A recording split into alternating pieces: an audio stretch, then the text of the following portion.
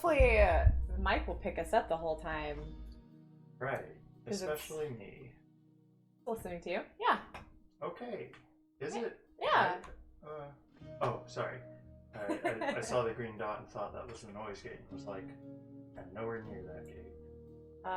Yeah, hey everybody, we're gonna do more Rehash the Rolls while we're doing a puzzle, because we have to finish this puzzle tonight before we can open any Christmas presents. We're not allowed to open presents on Christmas until we finish this, so we're gonna be here until it's done. So let's do it. And I'll ask you questions as we go. I'm gonna pull them up. Right. Over here.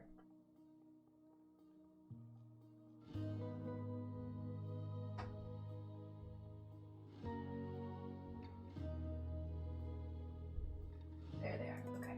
Oh. Alright. So the very first one.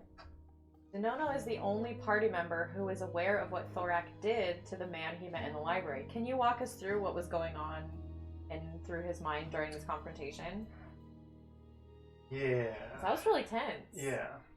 So, Danono has known for a while that Thorak has something going on that he's not comfortable telling everyone else.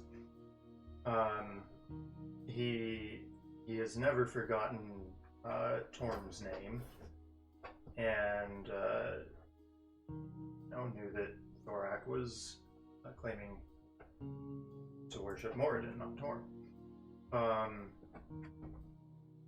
And he also has a decent enough insight to know when someone's being cagey like that. But at the same time, he also, like, Thorak, I think, and, I could be wrong, but it very much seems like Thorak of the entire party has the most pure heart. Like, he's been asked to do something terrible, but it's by his god, and he hates it, but he's doing it because it's his god. And aside from that, he is just like, he's passionate. Sometimes that leads him to be a little bit excessive, perhaps. But he's just got a really genuine spirit about him. So Danono feels that, at least, whether or not it's true. And so, with all of that as a backdrop, he comes down there. He knows what's happened. I think it was not too hard to piece that together. But he wanted Thorak to just talk to him about it, to be honest, to recognize that, hey, you're not gonna hide this from me. But I think he also knew, that's hard.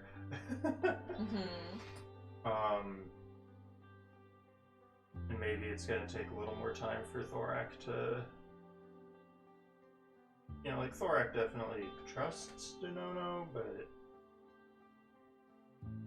to what extent, right? Yeah. Trust only goes so far. Yeah, when I first thought of the idea that Torm was going to ask him to do this, I honestly hadn't considered how isolated that would be. Like, if you tell anyone, you have to kill them. And that's really awful. You can't tell the people you would tell, because then you would be expected to kill them. And so there's kind of this assumption now that I have, like, he's trying to find a way out of it first. He's gonna try and figure out his own thing to solve the problem, because he doesn't want to endanger everyone else if he fails. We'll see. And especially as a devout person, even if it's a one-on-one with you and a god, and especially your god, not really a lot that you can do. Yeah. Also, just going back a tick, more directly address the question. In the end, Danono, wasn't satisfied, but he's still reserving judgment. He's definitely not written off Thorak or anything like that. He's just, well, see how it keeps going. Question. Thor was attacked while sleeping by unknown enemies. Do you have any theories for who they might be, or what their motivations might have been? Well, I think Danono, first off, just talking in character, Danono doesn't. Okay. He's not like.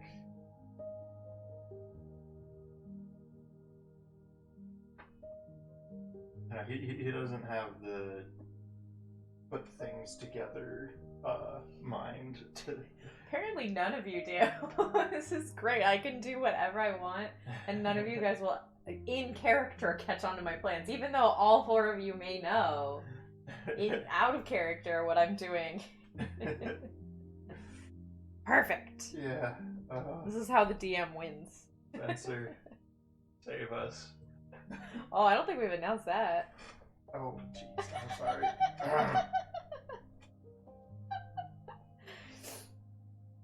Carry on. Yeah, but as for me, like,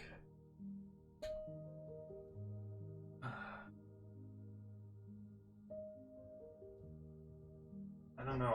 There's definitely several possibilities. There are a lot of people involved when we were at the place getting the sword. Could be any of them.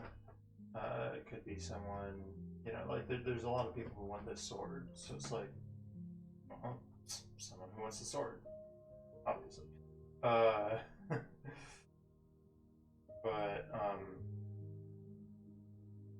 it could also not be someone who wants the sword, but just somebody who is like an antagonist of Cord specifically, like wants to see, his a rival god, doesn't want Cord to have power in any form, and so taking down his champion is really just about taking down Cord, Mm-hmm.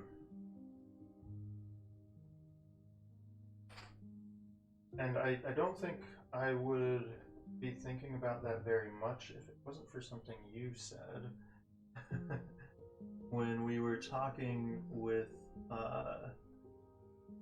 my Danono's mentor, you had him say that they left Sor alive. And why would they do that? When before, I was thinking they left Sor alive because yelling.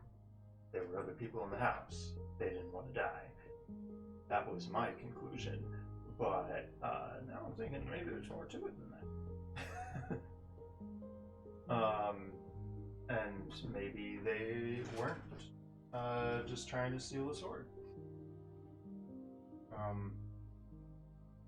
So yeah, I am now inclined to think that it has more to do with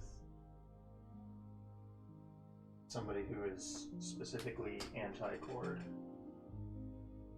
and some kind of demon guy, whatever. I guess fiend. Let's be more general. A fiendish type lord. This is always very interesting. I put these questions in Rehash on purpose because it helps me to know what you guys think. Because I'm not a super amazing stellar DM. I don't have the best scheming mind. And so sometimes there have been moments where you guys talking about something will point something out. I'm like, oh, a flaw in my plan. Great, now I can fix it, And especially with you, because you know me better than anyone else, that you know how my brain works, and it helps to know how obvious I am being. Because if you can get it, it still might be tough for everyone else, but if you don't know, then it makes me feel like good. I'm not being too obvious. I mean, I feel like there's a lot in D&D. So I think you have some hiding places, if you will. True. And I'm definitely evolving things as we go on, and I am homebrewing some stuff as we go on. So, yeah. Even when you see it, you may not recognize it. Cool, let's go to that next question. This is from Lil Miss Fodder. I really enjoyed your accent change depending on language. Is Danono nervous about returning to his village? What are his thoughts about bringing in outsiders? Well, I guess responding to the first sentence there, thank you. I feel like any fan of Critical Role knows exactly where I got that from. So,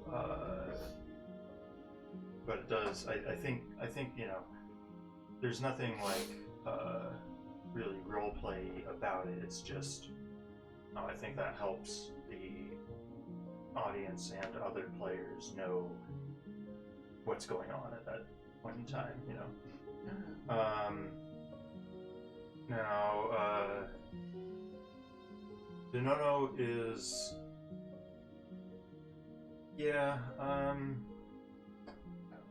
nervous might not be the right word, but I don't know what the right word is. It's an uncomfortable place for him. There's been a good 10 years of pain there.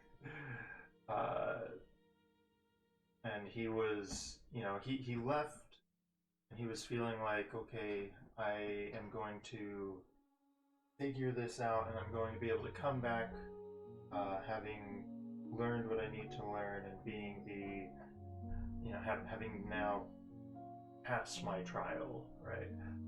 And now he's back, and he hasn't yet.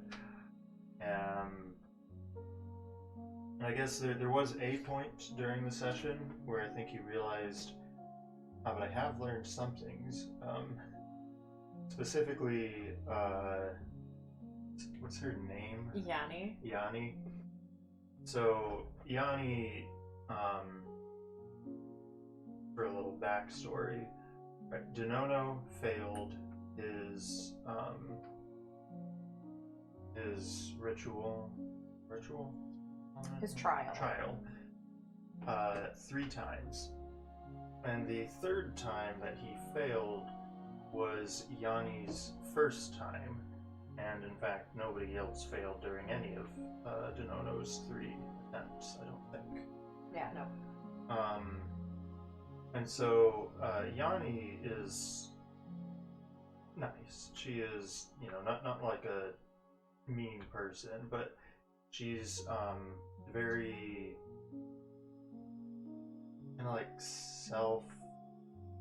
very like absent-minded, because she's so obsessed with like the things that she's thinking of, these ideas that she has.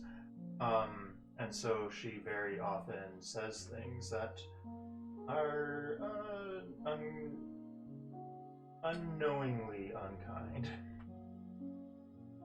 Inconsiderate and thoughtless. Yeah. And so, definitely before Danono left, there was plenty of that, as she was reminiscing about how interesting the trial was and whatever else. So when she started to go on a little bit about that, it was a very quick trigger for Danono. He said some things that probably were also not nice to say, but he definitely was doing it because he wanted to like counter her.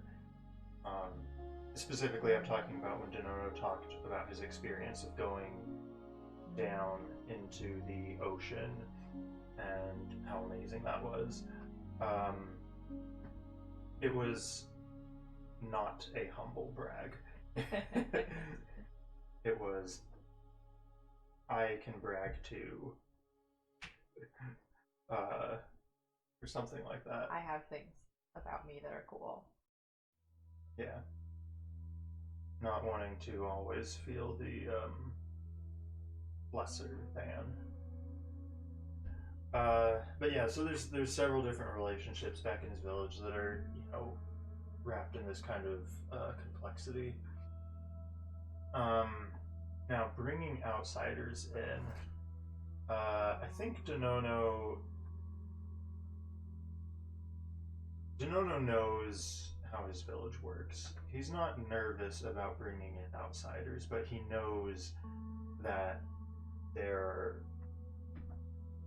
is kind of a expectation, or you know, you don't just bring them in and say, here they are, deal with it. You know, there's kind of a process and decorum and all that, and he is just aware of that. And I think so far, while he knows that he had to kind of push those boundaries a little bit, he also feels like he is riding that line well, for what they need. And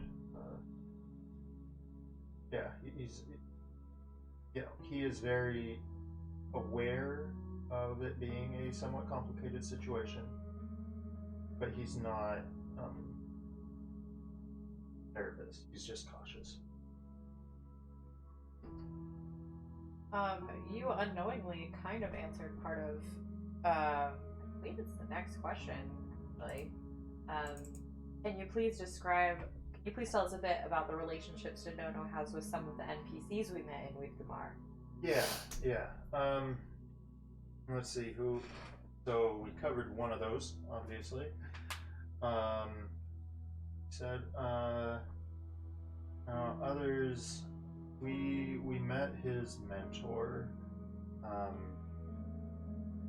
and we came up with these names, or rather, Lydia came up with these names, like what, the day before the session or something. Day of, I think. Day of. Yeah. Yeah.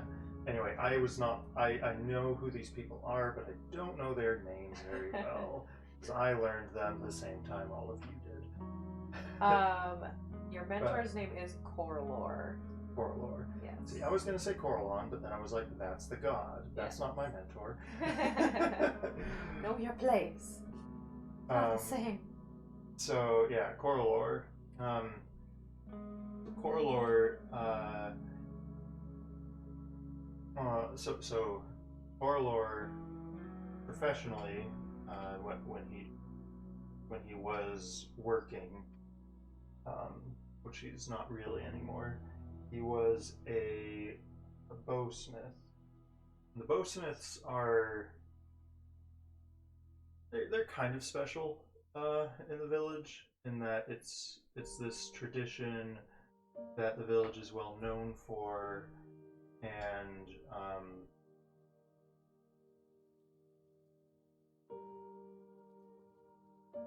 here, being very confused. Got it. Okay, you know, the village is known for these amazing bows, and it's not necessarily the most important thing in the village, but it definitely is a strong part of their kind of heritage and culture. So the bowsmiths are kind of like, you know, they're looked to as preserving that tradition or something like that. And then also representing it to other people. Yeah. Every elf makes their own bow. So the extra bows that are made are either given or traded or sold to outside people. So they are the main representation to the outside world of what the tribe is and does. Yeah. So, and, you know, for, I mean, to me, I'd say reasons of his own, he cares about Danono. I think he probably sees some kind of potential there, something like that, you know. Our characters are not supposed to be average, that's why you play them, otherwise, you know, the stories aren't written about the, side characters.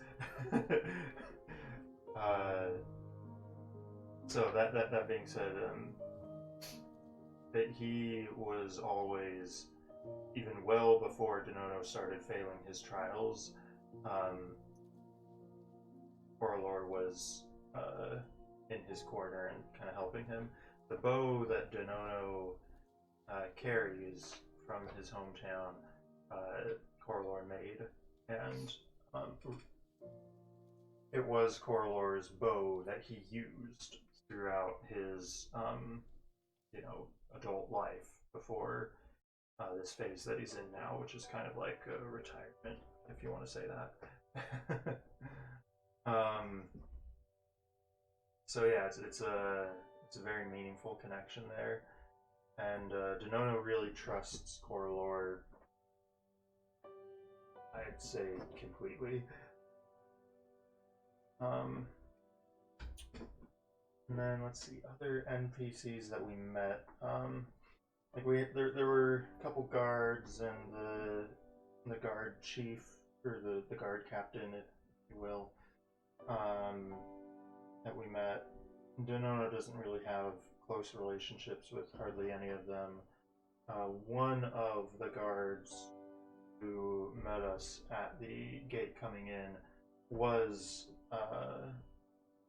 like past their trial during Danono's second trial, I think. Yeah. But they were. Oh yeah, no, they were kind of friends, but it just kind of got weird. You know, it's like Danono failed, and again, and I don't know how to interact with him. It's like if your friend drops out of high school, and like, you know, you're graduating, and you're kind of moving off to college or whatever, and you don't really understand exactly what they're doing anymore. I think it's kind of the view that the rest of the tribe kind of has. Because not very many other people have trouble with passing the trial. There's occasionally people who will fail, but they either always will pass the second try, or they leave, and they're not really ever heard from again. They're not really around.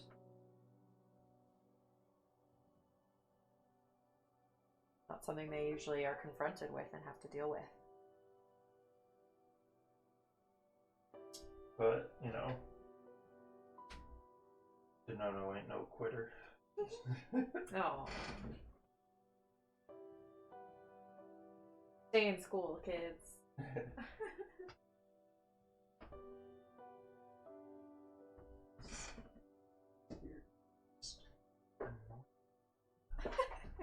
Alright, where are you? And then I believe the final question is Danono nervous, worried about the fact that the chieftainess is not waking up? Oh, goodness, yes.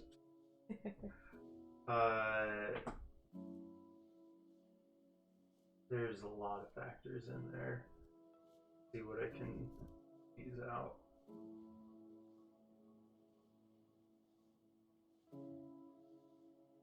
So Danono again. He knows his village. He knows what they're like.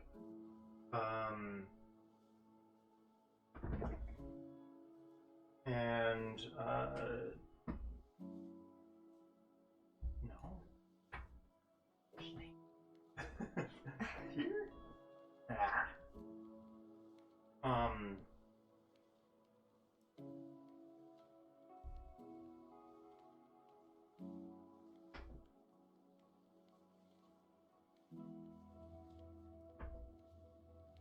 Yeah, so they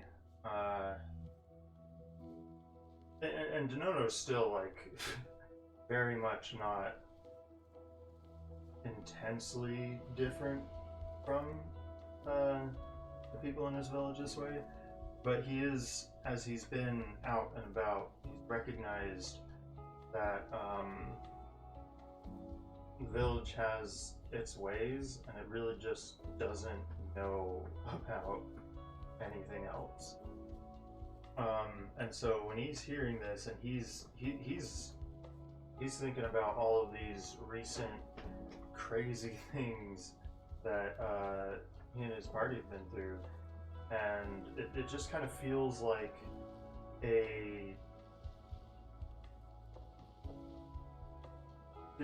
there's just something more going on in general in the world. Put it that way, I think. Yeah, and it's just like, this is not something that's just, oh yeah, it'll pass. There's stuff going down, guys. There's a lot of bad stuff going down. Oh man. And he cares. So yeah, he is very much just like, do this because this needs to be fixed. Not just for the sake of breaking the curse, but just in general needs to be fixed. Yeah, I mean, Danono's probably like, let me think if that's true. Yeah, no, Danono's probably more concerned about his village at this point than Thor. Like, this feels like, yeah, there could be big problems for the village for a long time if this doesn't get fixed.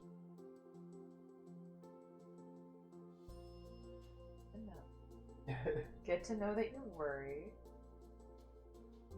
I mean, I'm not worried. Danono. Maybe you should be worried.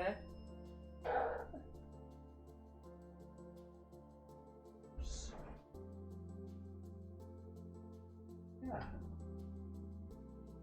Guess that's all of the submitted questions. There's any... Oh boy, yeah. Do the villagers not get an occupation until they pass their trials? Yeah, that is generally how it works.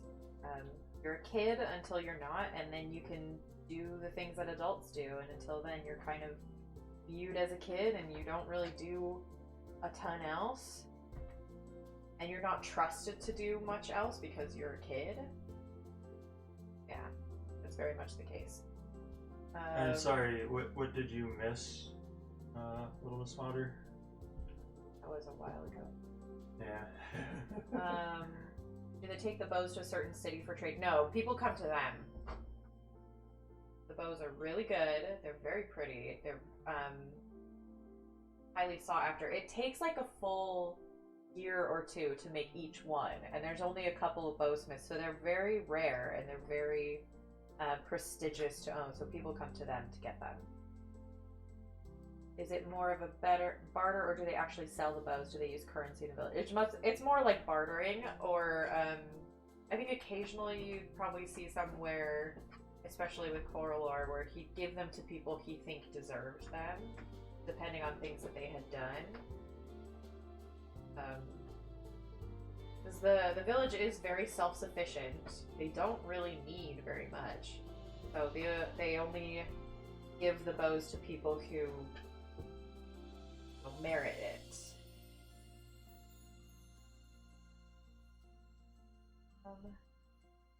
Thing that has not been announced yet. Oh, good. Good.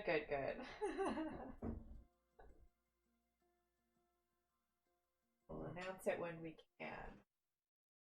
Still a week off. It's going to be very exciting. It's going to be very good.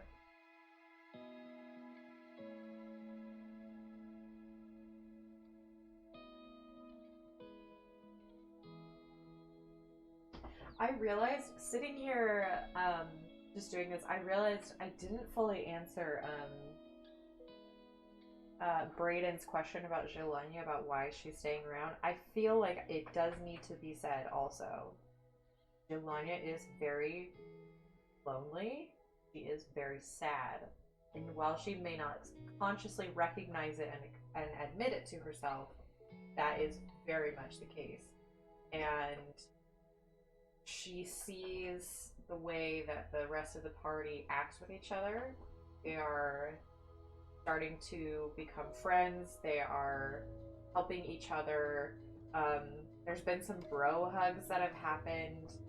And even if she will never admit it, even to herself, she wants to be part of something like that because she doesn't want to be alone anymore. And I don't think that she consciously is aware of that currently, but that is very much the case. So I did want to make sure that I said that at some point. Was it scandalous that Danono received a bow then? I don't know if anybody knows. I mean, they know now that you have walked in holding it, but I don't think that it was, like, really known. Not that you stole it or anything, but it was, like, I imagine one of the last things that happened before you left. Yeah, well, I feel like, though, people in the village know the relationship they had, right? It's not like it was a secret that me and Danono were very close. So I don't know how scandalous that would be. I think also to some degree you're not viewed as a full adult, and the fact that you have left, you have kind of distanced yourself even more a little bit of like you've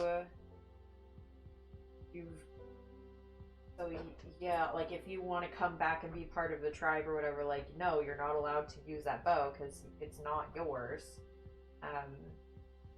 But while you're just being weird and being out, there's kind of if there's people who care enough, they'll just be quietly scathing.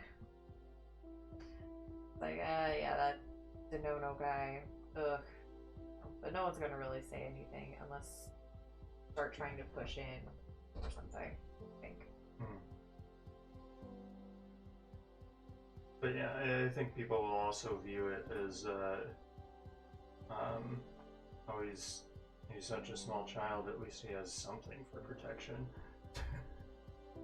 I think there's also probably people who are like, if he needs someone to give him a bow, that maybe explains why he didn't pass his trials.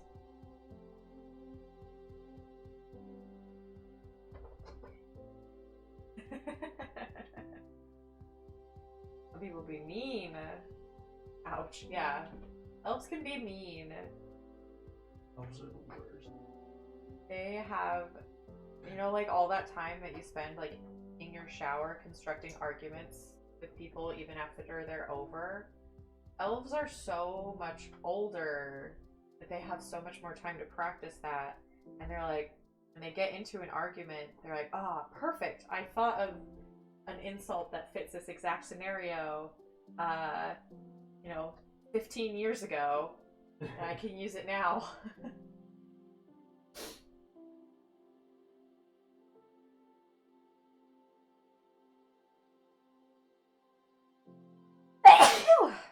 Excuse me.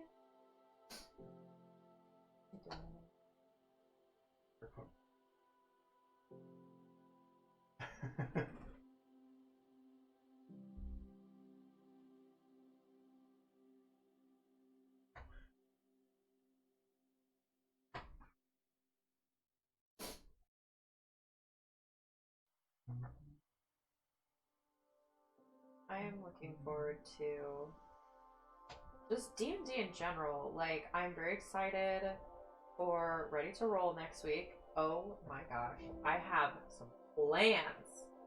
I have some plans and things. Like I said earlier, I have a list. in my notes of stuff that I want to do. Some of them are big and some of them are really not.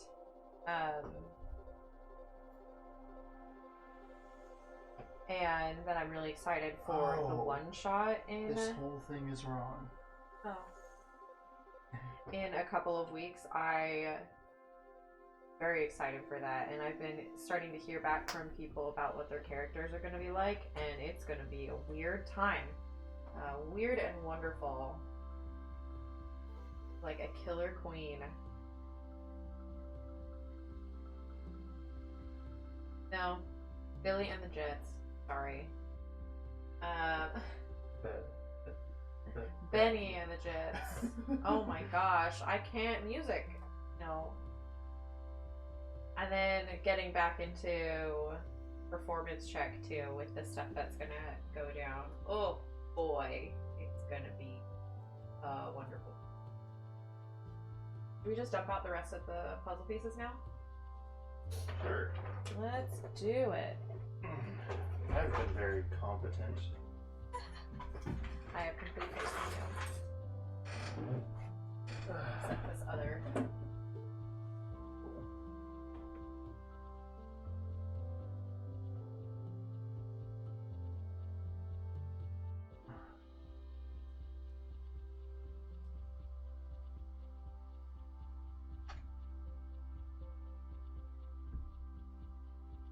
I feel like we're at a point with performance check where like some serious stuff is going to start going down.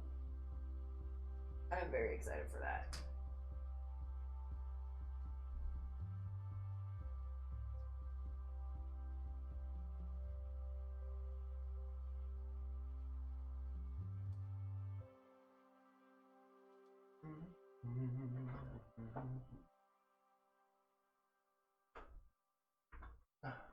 Yeah, so we've got Christmas happening so soon. We're actually basically doing Christmas tomorrow in this house.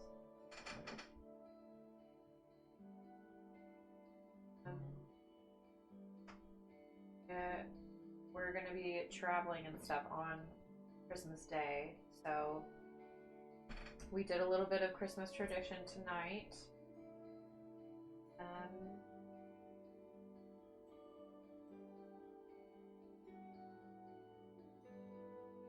We're gonna open all the rest of the presents and stuff tomorrow. Goodness gracious, the bow has like the weirdest pieces all along it.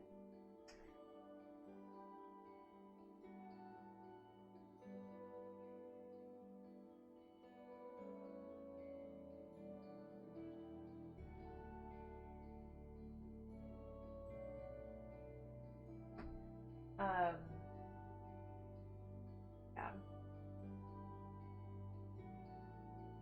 Excited to see. I'm definitely more excited to see like the kids' reactions to toys and things. Yeah. Because I feel like I am kind of aware of most of the stuff that I am getting for Christmas, and I'm like, cool, awesome. But there's no more surprise to it, because I know a lot of them.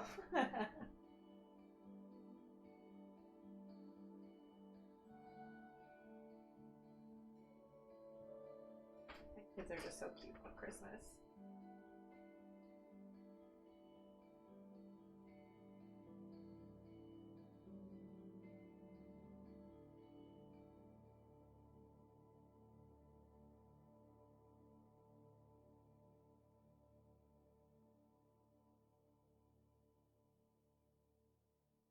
Yeah, in the chat, what kind of stuff are y'all doing for Christmas?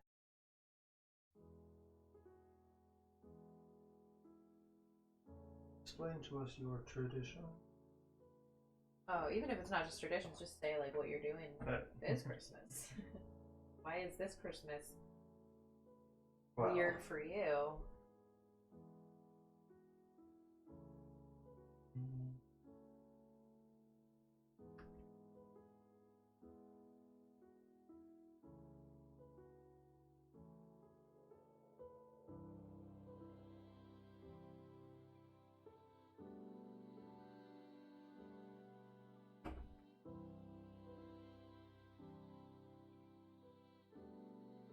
staying home, unwrapping gifts dropped off, mailed from your families, and probably gaming all day.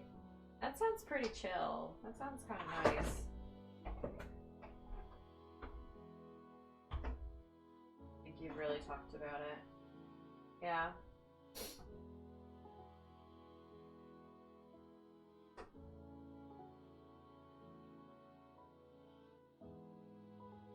Such an odd year. Actually, an Weird even time. year. It's a leap year, in fact.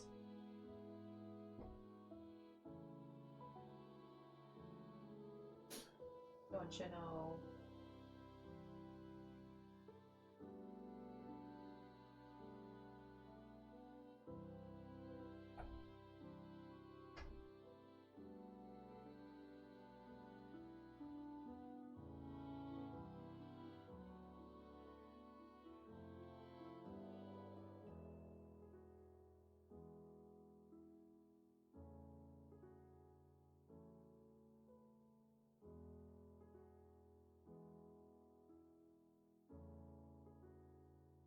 Party ever been close enough to a TPK that you were worried? No. They have not. There's been a couple of times where I was a little bit worried that there might be some issue. But Not a TPK issue. yeah. And at this point, because the party has no cleric, I do sometimes worry just if if one person dies, that's kind of it. Well, if the right. Yeah, if the right person, well, because we have one person who can do Revivify right now, right? Just you. Yep. So yeah, if Danono dies, that's it. If Danono doesn't have the right spell slots and someone dies, that's it. There's no raised dead, and that's a thing. Even going forward, I think eventually, if people continue to level up the way they sort of plan to, Store will eventually have access to Revivify as well. But that's kind of it. No one's gonna get raised dead. No one's gonna get Resurrection. Resurrection. That's just very high level. You can get Resurrection? Really? Pretty sure. That's not a druid spell. Maybe. Is that a thing for your subclass? Where's Tasha's? It's not subclass. But There's druids just get reincarnate. Is Revivify a thing for your subclass? No, it's Tasha's. Then you don't have Revivify. It's Tasha's. Oh. Revivify is Tasha's for druids in general. Oh, really? Tasha's expands the spell list. Where's Tasha's? It's over there. It's Yeah, you're the one who's read through. You've read through Tasha's. I haven't. Not through all of it. Anyway, that would be news to me. Druids now have Resurrection. Raised dead. Yeah, let's see. Druid. Additional druid spells. So third level is the Revivify. Yeah, that's it. Okay, in terms of resurrections type spells. You can do Reincarnate, but yeah, that's it. So yeah, like if you guys don't have the diamonds, if the wrong person goes down, if you don't have the spell slot, you can't do Revivify right then. That's it. Look. It's down here. Oh goodness.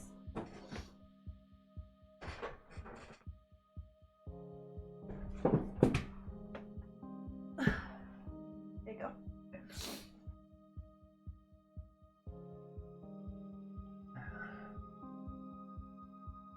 Yeah, I am a little nervous about next week. Because you guys had talked about wanting to do a long rest before you went into the temple, and now you're not.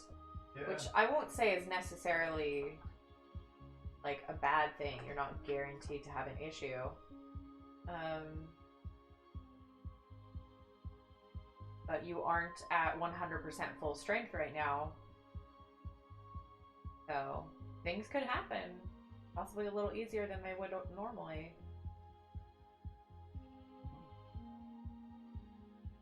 This piece. Okay, it's a true resurrection that I was getting confused about. Oh, do druids get true resurrection? Yeah, but that is super high level. Level 17 druid can. Yeah. Which you can barely ever do. Yeah. Mr. Multiclass.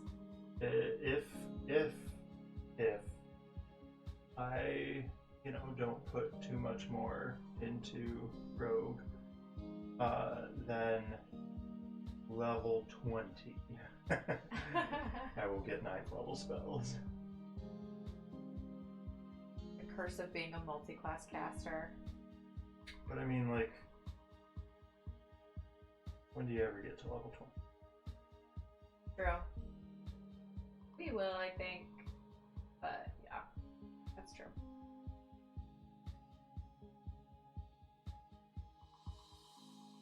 Yeah, I'm not building towards an end goal. I'm just, hey, this is the level up, right? Yeah, you're not planning ahead like the other guys.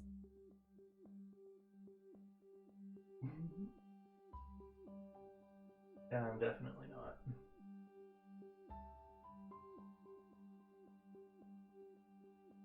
It's gonna burn me a bit, but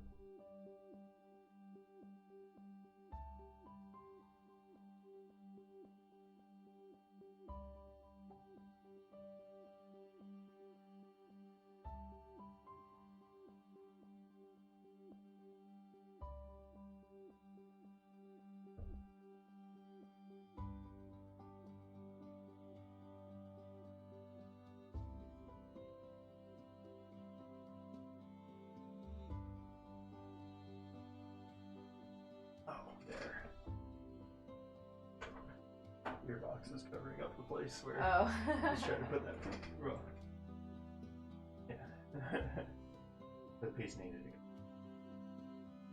get a long time to figure that. Oh.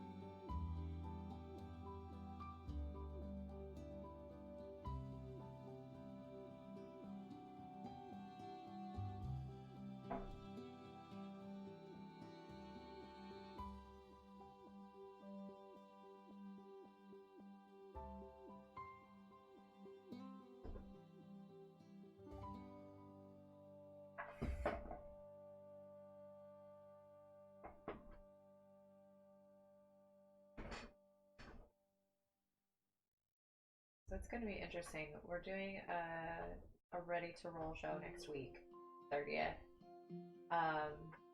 We are going to be at my parents' house in New Mexico for it. So I have to lock myself in a closet for a few hours.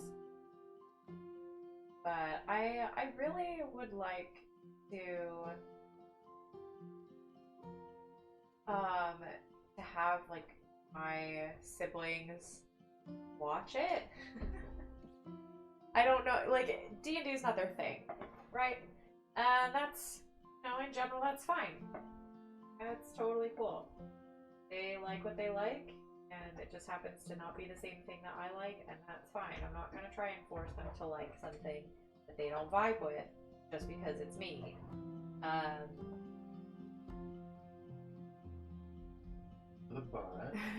But it would be cool just one time for them to watch so they could understand a little bit better what it is.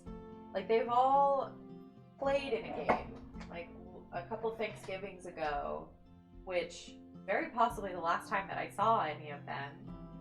I ran a game, and all of the siblings that are going to be there this weekend and stuff were in the game. And my brother-in-law, he's a nerd. He's played D&D. He's into it. He was totally fine. And my brother, I felt like he liked it, or at least he got into it enough to enjoy it. My sisters did not. Maybe they were in the wrong mood for it. Maybe it was just really not something they liked. But they really didn't get into it the way that I would have loved, which is fine. Again, if it's not your thing, it can be agony. I think it might be much more enjoyable for them to watch, especially because of how the game is right now. We're all very into it. We're all very invested. We do a lot of that storytelling, role-playing stuff, which we did not do in that game with my siblings at all. It was very much a crazy muck around sort of game. Muck about, that's what it is. That's the word. I genuinely didn't know. Yeah. And I don't know if they're very aware of this other campaign. Like, they're aware of Performance Check. My mom at least occasionally watches Performance Check. I don't think any of my sisters have, or my brother or brother-in-law have watched Performance Check, and I'm pretty much absolutely certain, bless you, that none of them have watched any of Ready to Roll. So Thank you. I'd like them to kind of see what that is.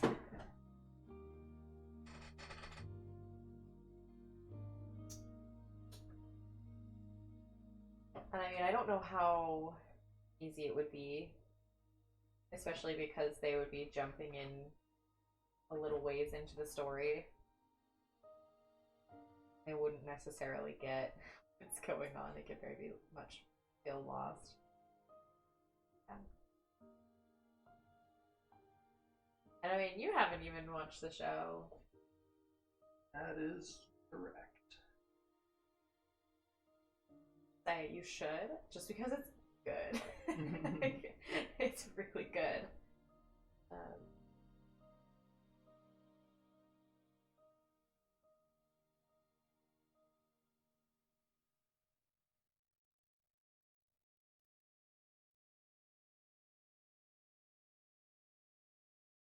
I understand being. He's missing out. Yeah, you are. Oh. Yeah.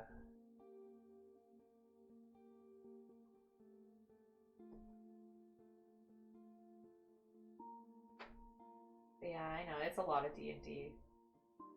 A lot of content to keep up with. There's a lot of in this house, there be D&D. Yarr. Yarr. Best be believing in ghost stories, Miss Turner. You best be believing in D&D campaigns, Mr. Ortega. You're in several. If you like it when librarians make you cry, then that is the show for you.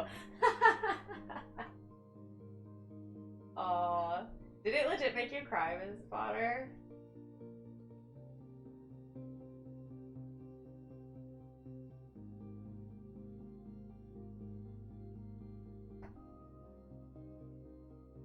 It didn't make me cry, but I did not see that specific thing coming. Hey, it's Chalk! No, but you definitely yelled. You were a bit grumpy. Yeah, and I mean, you saw my reaction to it in game. You know, you get so used to just kind of ignoring those NPCs. It's like, oh yeah, they're just there because you need to have someone there. Oh, turns out the problem. Even yesterday, you were just sitting there watching whatever on the started getting mad about it. How could you? You flirted with him. He double winked at you. You betrayed him.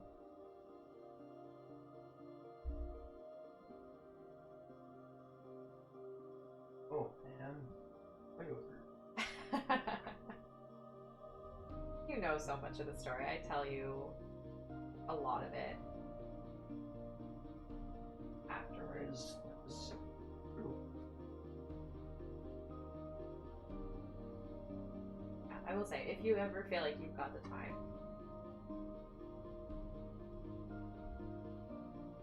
I might soon. it's true if you're not going to be working as crazy all the time. So, Chalk, what are you doing? What you up to? So worked up you didn't spell betrayal correctly the whole night. Oh yeah, if you're traveling, gotta get that YouTube Premium, is that what it is? Special YouTube to be able to download it? Yeah.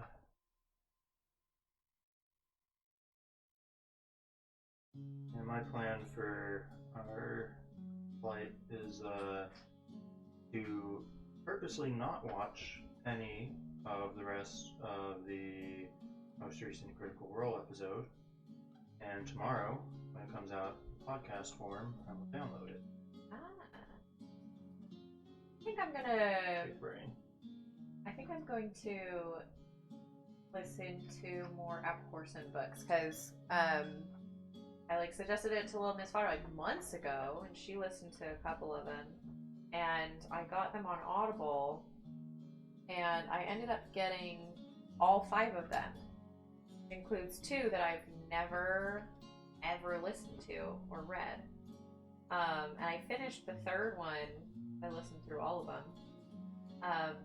just like a week ago or something. It's taking me forever to do it, because a lot of the time when I go to sleep I start thinking about performance check or ready to roll or something, and it's very hard for me to pay attention to anything when I'm doing that. So I think that this might be a good time to listen to them. Need to finish those, so we're getting your way through the Witcher books. Fox says, thinking I'll do some more work on your writing. Oh, yeah? Sort of thing you're gonna write. What you gonna write?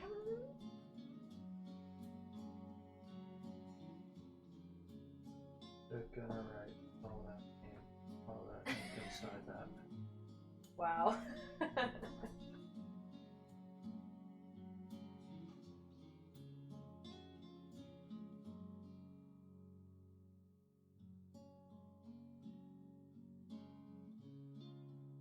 Help, help, help. Or,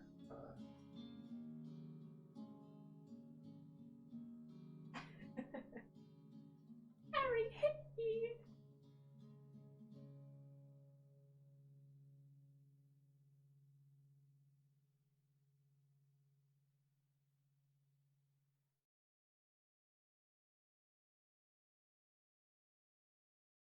Bad reader, when you get mad, you just pout around for a few days. All.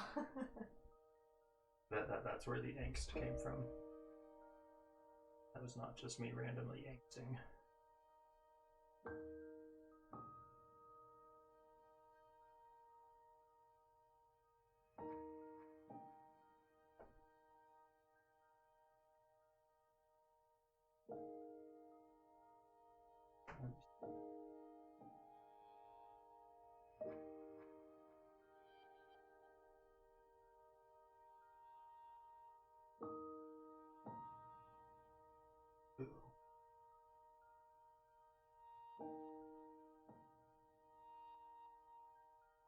I feel like I talk too quiet. Oh, you're loud enough. And this is almost like an ASMR stream at this point. Sometimes we just got these very quiet, mellow voices. We talk about little things and puzzles.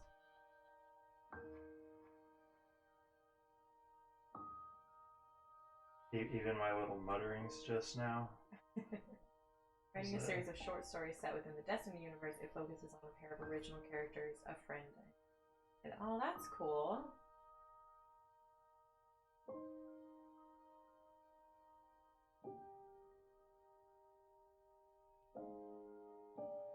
How far into it are you?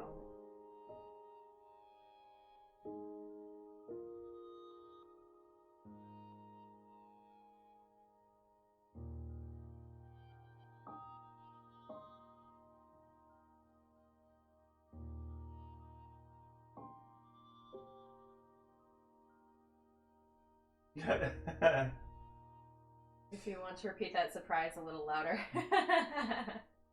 Or one of us wouldn't mind if another one would.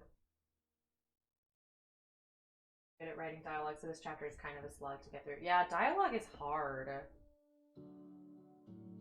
And especially if you want to, like, think of other words to use besides said. Just don't put words. Well, after a while it becomes weird if there's not. No, And if you don't, then you need to put descriptives of, like, maybe something that they're actively doing while they're talking. Mm-hmm. No, I just mean don't write at all. Nick doesn't like writing because he has to write, and it is about boring stuff.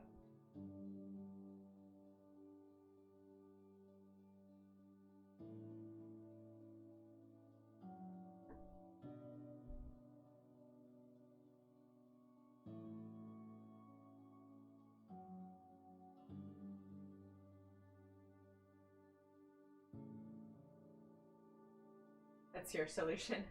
You're good at describing action, and the first chapter is mostly that, so it basically wrote itself. That's cool. I feel like I am decent at world creation and story ideas, but having them come out in a nice way is really hard for me.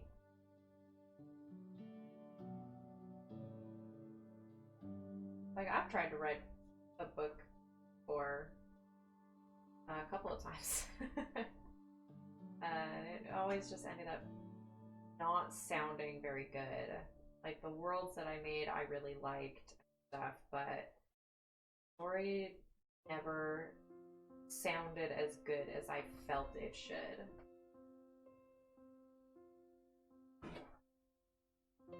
I would not have guessed that unless DMing is very different. I mean, I think DMing is exactly like the strong points of that. Of like, I get to create a world and I get to come up with story ideas, but I have 4 other people to do all that other stuff. And you don't have to be as descriptive about the way the story comes out.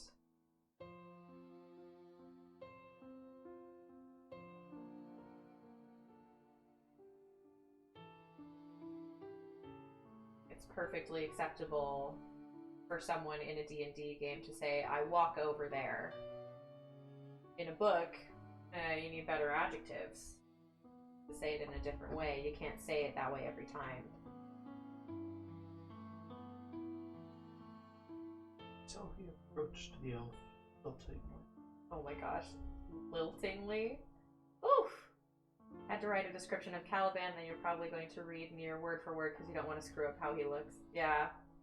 I started off like that a lot when I was first running games and stuff. I would have descriptions of stuff that I would read word for word, and I still do that. Like the dream that Store had on Monday, that I wrote out specifically.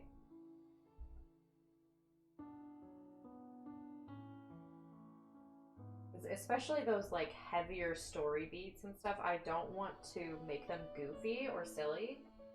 And I know that if I just describe it out of my own head, it'll lose a bit of its emphasis and gravity.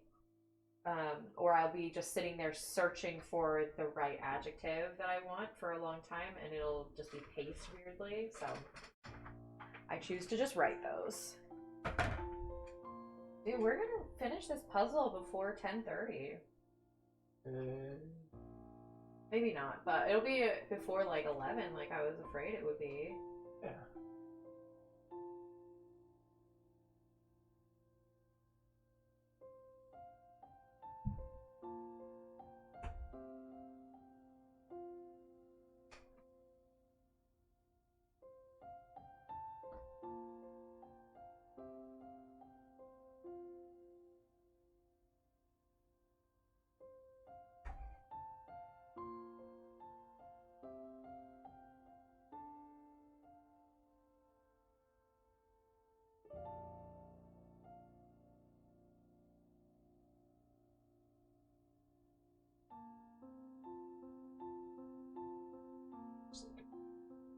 Oh, sorry.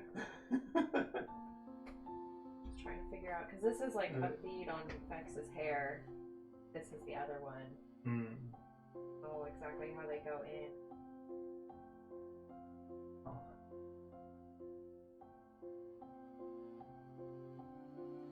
I'll fix that.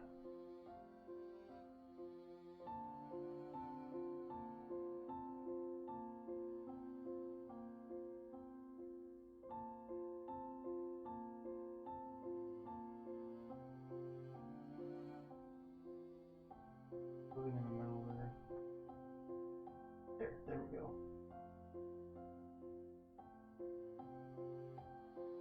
This is the two.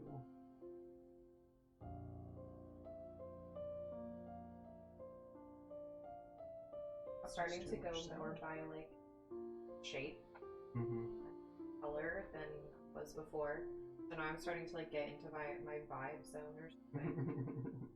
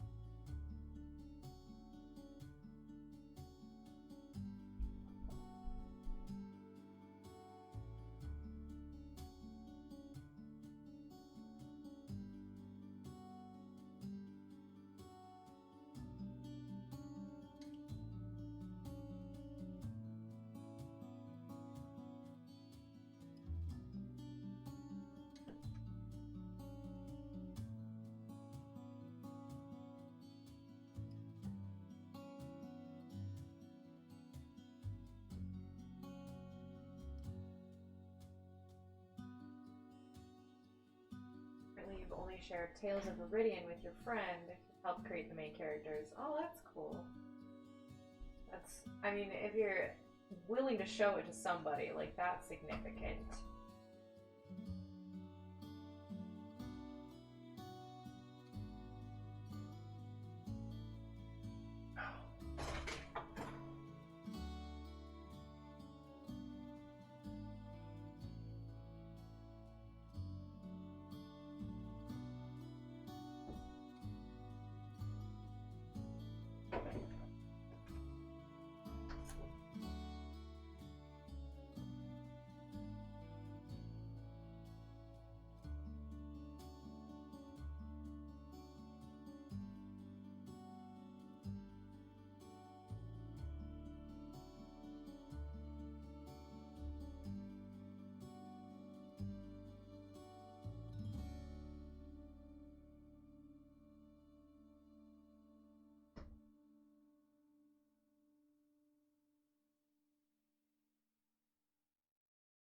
Is contributing to the one-shot challenge.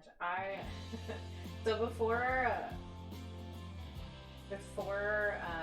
Rehash went live tonight, Brayden was mentioning how he wanted to be in a one-shot on our channel. And I was like, well, people keep contributing to the goal the way they have been. I have to do it in like late January. We'll have 2 one-shots in a month.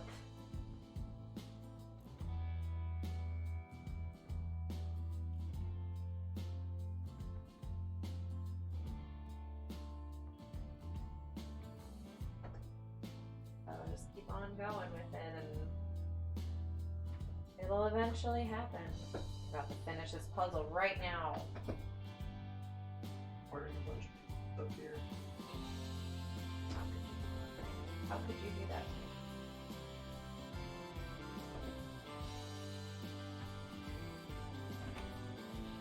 to me? Done!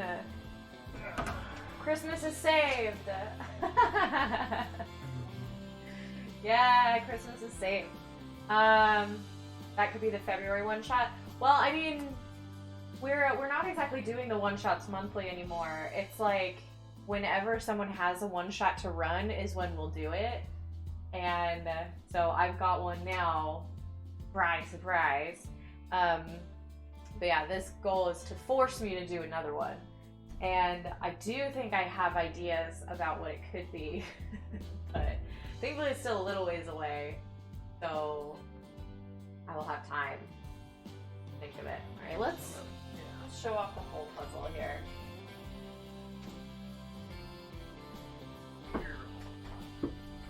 We got Pike, we got Vex and Percy, Grog and Trinket, Vax and Keyleth, and Scanlan up on top.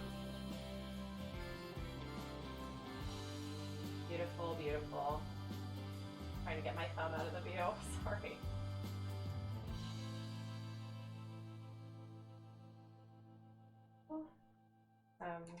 We can just kind of hang out and chat if we want.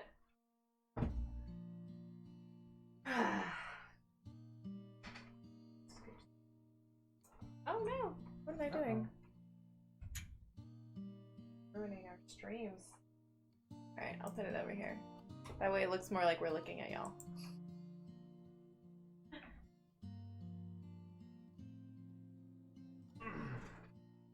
Now it's hard to read though, because the chat's so far away. Are you guys all packed and ready to go? Not at all. Not at all. I have been kind of mentally thinking of a list of stuff that we need. But nothing has been packed. So, oops. I was just realizing, like, oh man, how much stuff do I want to bring for Ready to Roll? Because I have horns, I have a wig, I have a sword, I have 2 swords, I have a cape, I have contact lenses. So it's like, how much of this stuff do I want to bring? That's a lot of stuff. It's a lot of space. So I think that's going to be some of the last stuff to go in to the suitcase so that I can be like, this is... What? This is ready. There's a microphone. Oh. Cool. I got that ready. Cool. Yeah. Yeah. Still can't get over that Nick and you have the same chair. That was why I was leaning over. Yeah. Thought he was giving a gift on stream. Oh no. Oh. No, we don't do any of that. No surprises allowed in this house.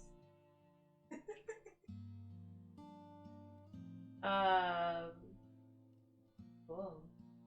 What else do I want to talk about? Just hang out until 10:30. We might go swimming while we're there. Which, like, what a weird thing to do. In December or January. Go swimming outside. Oh heck, we're gonna have to bring swimsuits? Yeah, this is stuff that I was thinking about the list. Like, I need to bring swimsuits. I might go to the gym while I'm there, so I'm gonna need a change of clothes. I'm gonna need to bring my tennis shoes. Tell the campaign plot. Tell the campaign plot. I wonder if I could drop something. A hint that means nothing. No surprises. Yeah. What would be a good hint that means nothing? A hint that would give you nothing.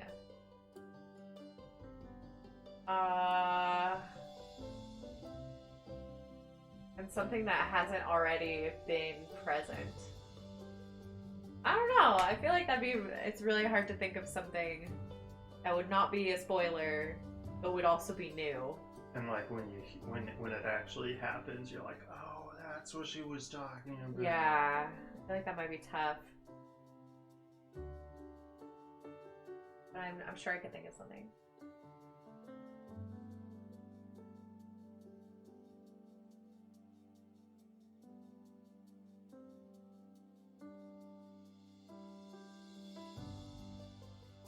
No, that would be too obvious. That'd be too much. Ugh. But then maybe it wouldn't be too much. Like, maybe I'm giving y'all too much credit and for thinking that you'd be able to see my plans from so far out if I said something.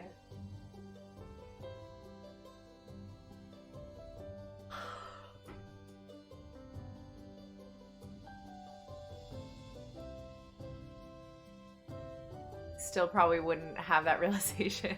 Absolutely.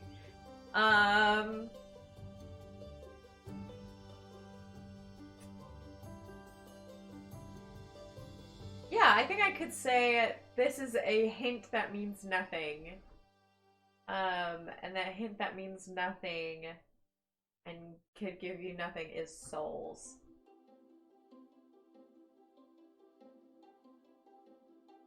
So there you go. there's your campaign tidbit, souls.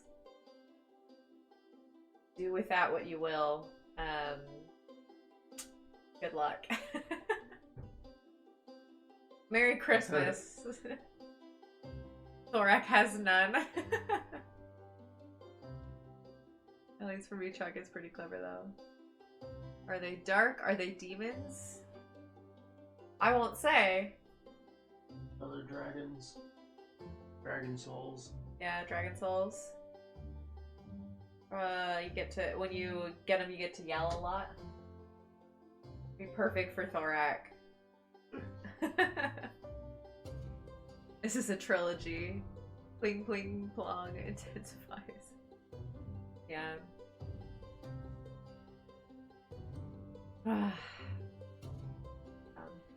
Well, should we end stream now?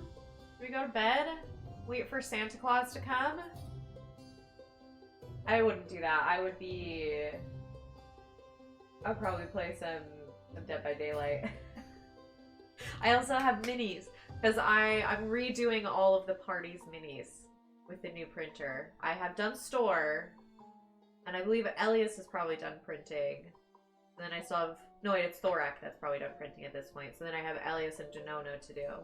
I could probably do one more before I go to bed, and then the final one would be done printing by the time we wake up in the morning. And then I have one more mini that I would like to print, but it has failed a couple of times so far. And I might just, because I need to pack up the printer, because it can't just sit out while we're gone for a week. Bedtime. Are they all gorgeous with abs? They're the same models, except for Elias. Nay gave me a new model for his mini, now that Elias is not a little tame, tiny wizard boy anymore. Yeah. Yeah, I'm so in love with this dragon, though. Like,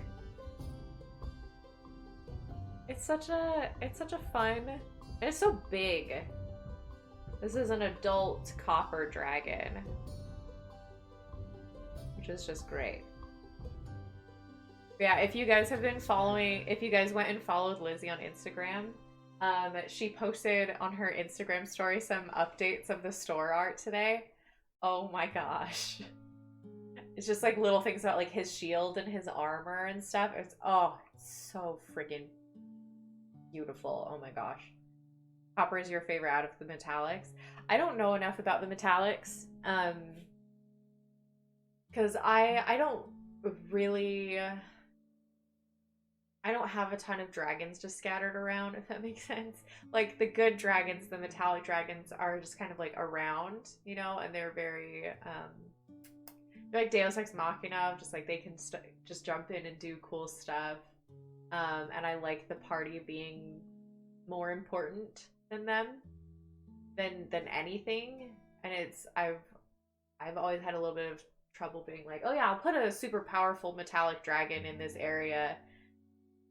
For why, I don't know, you know, because like maybe they'll decide to solve the problem. I want the party to be the only people who can solve the issues. So yeah, there's not just a bunch of dragons running around, especially not in Itreon. You're gonna run into more dragons eventually, so while this dragon does not have a specific name and place currently, they probably will at some point. Looks at you. Yeah, with all your tons of special dragons. all these special homebrew dragons that do everything. Oh boy. Yeah. But I like dragon minis, and this is definitely the prettiest one. Like, just compared to this first dragon, like, no comparison. It's just so freaking pretty compared. I don't know when I'll paint it. We'll see. With your nation ruled by dragons, yeah. And I mean, even Patrick's got that going on and Ready to Roll. Like, the gods are dragons. Like, Morphus is a dragon. Silhana is a dragon. I don't know if the other gods are dragons or whatever, but yeah, the ones we care about are dragons. Like, great, cool. We'll see how many dragons show up in the game. Yeah. This one has a name. This dragon exists in the world. Just haven't found them yet. So, be ready for that. This thing could eat Elias whole if it wanted to. A dragon whose very existence is paradoxical. Does that dragon like to cuddle? This dragon likes to cuddle? I wouldn't say no. I would even possibly say yes. This dragon likes to cuddle. Maybe. Depends on who with. They're very picky about their cuddling. Yeah. Well, cool. We're gonna end stream there tonight. I know we just had someone else show up, but you missed out. I'm sorry. So in terms of streams and everything, there's not gonna be streams for a while. We're gonna leave on Friday and we don't get back for a whole week. Depending on what time and how I feel that night, I might do a Dead by Daylight stream on January 1st. Possibly. We will have to see. Because yeah, our plane lands at like 4:30, which would put us getting back here at like 6, so that's enough time to have dinner and put the kids to bed and then stream that night. But if I'm exhausted and hate my life, I won't do that. So it might be a last minute sort of thing. We'll see. I will also probably have to talk to Patrick about it because we are trying to do like co-streams, team streams, where he teaches me to not be terrible at Dead by Daylight on Fridays. Yeah, we'll see. But there will definitely be a Star Wars Saturday on January 2nd, at the very least.